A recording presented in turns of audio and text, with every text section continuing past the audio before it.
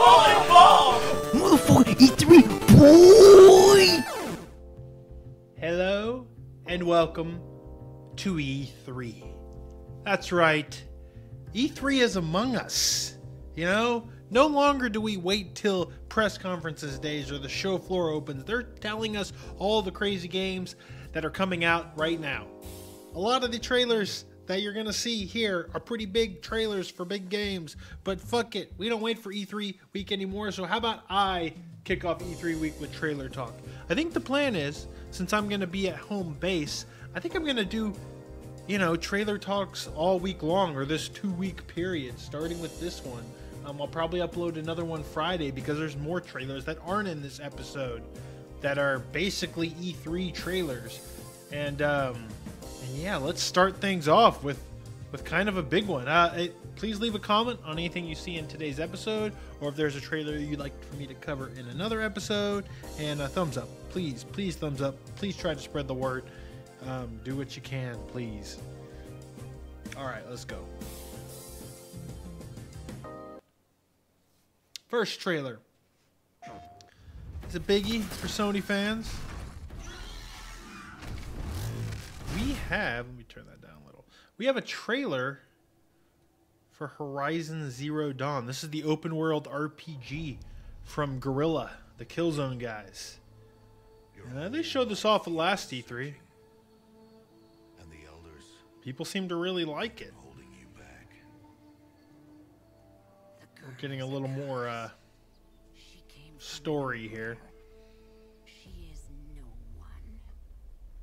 When they You know, I wonder if it games with, you know, didn't ask questions. like this is a big AAA, big budget game with the female lead. You don't see it very often. I think people are afraid of that anything with the female lead is probably not going to sell as well, which, you know, hey, might be true, but it's nice to see a new IP, you know, Here in the valley, not be too afraid of, guests, you know, but it's safe.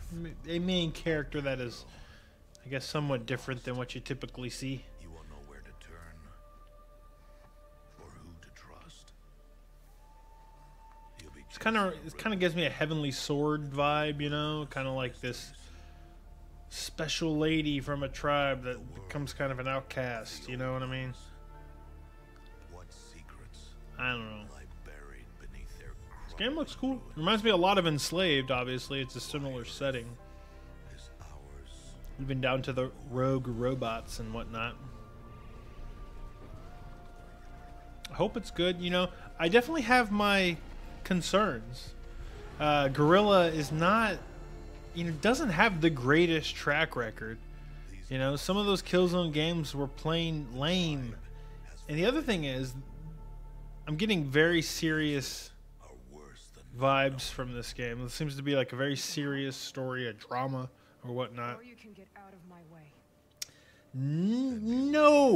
No Killzone game had had even a remotely interesting character. I don't think they've ever made a good character in that entire series in 4 games, 4+ games, really. I mean, the story is just not why you played those games. So if this is a story-heavy thing, you know, maybe we should be a little worried. You know, it also seems really serious. When you have a really serious story, man, you need some good writers. Otherwise, it just comes off as kind of lame sometimes. Identity confirmed. Even if it destroys me. I hope either they find some new writers, or maybe there's a little bit of levity, kind of, you know, lighten things up a little bit. We'll see. We'll see. I've got high hopes. This next game, I wanted to show it here because, I don't know, I feel like people don't pay attention to this developer sometimes, but this is a sequel that I thought we'd never get. It's a sequel to Rock of Ages, which is the weird boulder game where you're rolling over art, like classic art and stuff. It's kind of tower defense-y, and I mean, I don't know what it is. It's like tower defense meets Angry Birds or something. You're rolling these boulders down mountains, destroying, you know, art. and you know the other person tries to set up defenses to stop you. The first game was fun and weird, and this developer makes weird shit, and I'm glad they're making a sequel.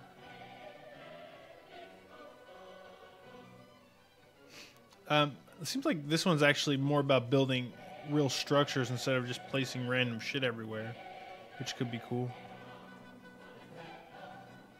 It's such a weird game. It's got such a cool look to it.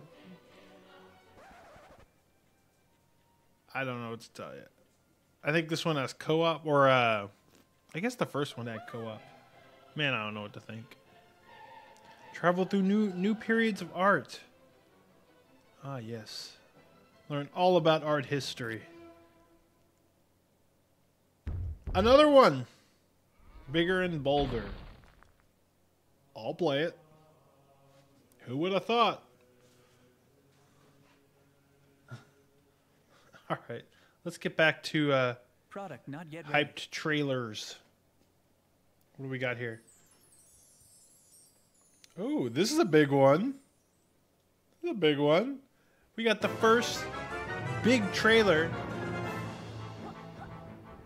for Yooka-Laylee, and this looks a hell of a lot like Banjo-Kazooie. I'm getting a little excited. I don't know. Maybe at first I just really didn't think that they'd be able to make one of these. I'm not sure about the Spyro fire breathing though. I'm not sure that they'd really be able to make like a full featured meaty Banjo-Kazooie like platformer, but man, this looks like some Banjo-ass Kazooie right here. I don't know what that is. See some mini games and stuff. Look at that swimming. That's so Banjo. Got some Metal Mario action. I mean, this could be good. It looks pretty hot. I'm not gonna lie.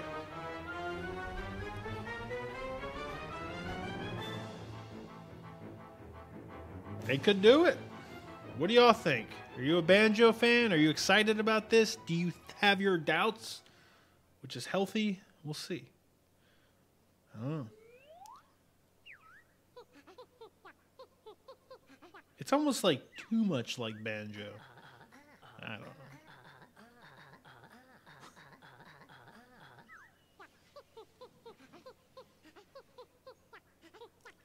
Looks nice.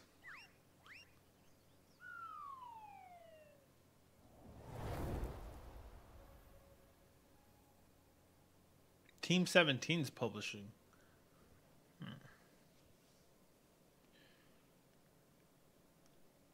Oh, sorry. Next trailer. So this is an E3 trailer for a game that not a lot of people are talking about, but it's been on my radar since the Kickstarter. It's a throwback 16-bit style RPG made by Z-Boyd. They made like Cthulhu Saves the World, a couple of the Penny Arcade RPGs. And man, it's really giving me the Chrono Trigger vibes, the Phantasy Star vibes. This game looks pretty hot. I ain't gonna lie. I'm pretty excited about this. I played it at E3 a year or so ago. I guess last year, maybe the year before. And I don't know. I had some concerns about the battle system. Seemed like there's a lot of arbitrary choices with no real... A lot of stuff felt the same, even though it was called different things. But we'll see. It's been a long time since then. But man, it's got some style. For a throwback RPG, man, it's got the style to back it up. Sometimes people make these throwback RPGs and they just seem kind of budget, like a company with money back then would not have made something that seemed so, I don't know, budget in terms of presentation. But presentation here, and I know it's a trailer, presentation here looks pretty tip-top. Cosmic Star Heroine. I'm excited. I'm also excited for this. Even though this one's not very tough to emulate. it is a favorite of mine. I do love this game. It's very divisive, but I love Final Fantasy 12. You know, it's a Matsuno game. You got the quality characters, the quality writing. You know, shit seems believable. You know, it's not filled with hammy one-liners and, you know, just cheesy clunkers.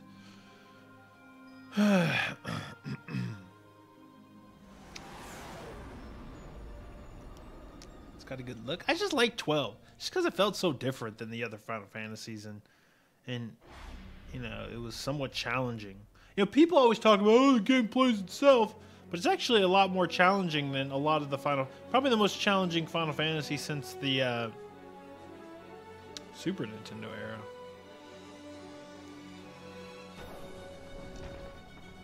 That's cool. I really like this game.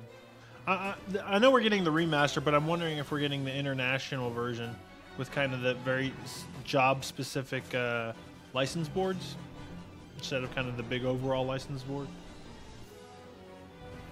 That version also had a speed-up button, which was nice. Looks good.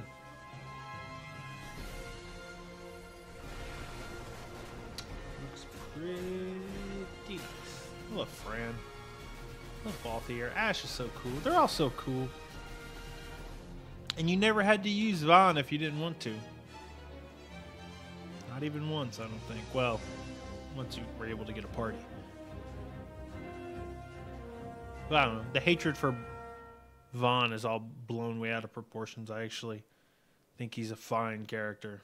I think there's no unlikable characters in that game. All right, and we're going to wrap up with some very short video footage of Bloodstained.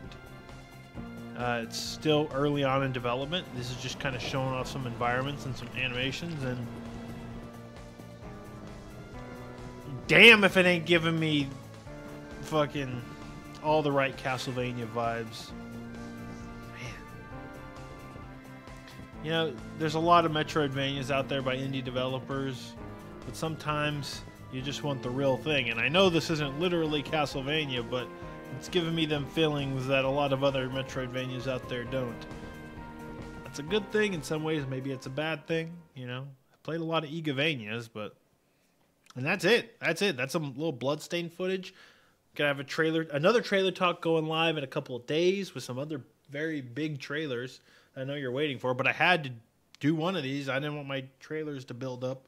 But if you haven't seen a certain one that you know is out there, it's probably coming in next episode. Anyways, thanks for watching. I'm excited for E3. I hope you are too. I don't know. Thumbs up. Leave a comment. Goodbye.